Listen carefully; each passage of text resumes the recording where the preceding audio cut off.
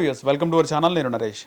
శివాజీ చేసిన కామెంట్స్ పైన human commission chairperson Nerella Sharada ముందు విచారణకు హాజరైండు శివాజీ విచారణకు హాజరైన క్రమంలో ఇది పొలిటికల్ టర్న్ తీసుకుంది. చాలామంది అంటే శివాజీ మాట్లాడిన మాటల తర్వాత శివాజీ సారీ చెప్పేసిండు.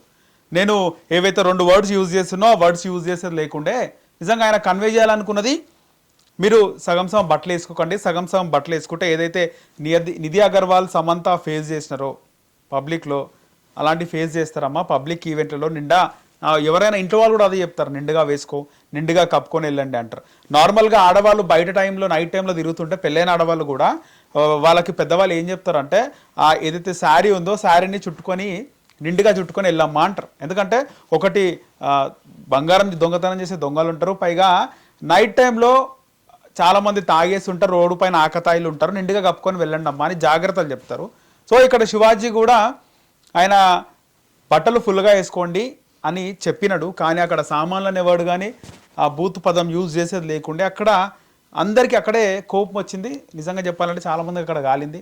ఇంకొంతమంది అయితే నా బాడీ నా ఇష్టం నా బట్టలని వాళ్ళు మాట్లాడినారు.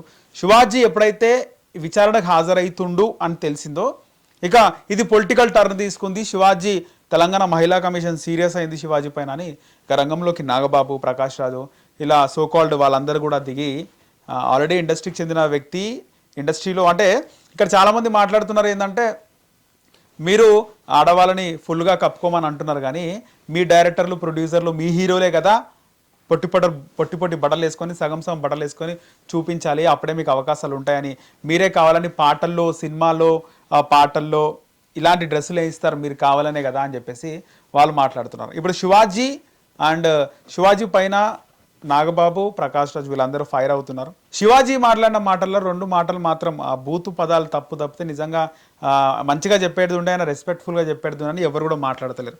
సో ఆల్రెడీ శివాజీ బయటకు వచ్చి మాట్లాడుతున్నాడు, నేను ఎవరికి భయపడను, ఏది జరగాలంటే అది జరుగుతుందని శివాజీ మాట్లాడుతున్నాను.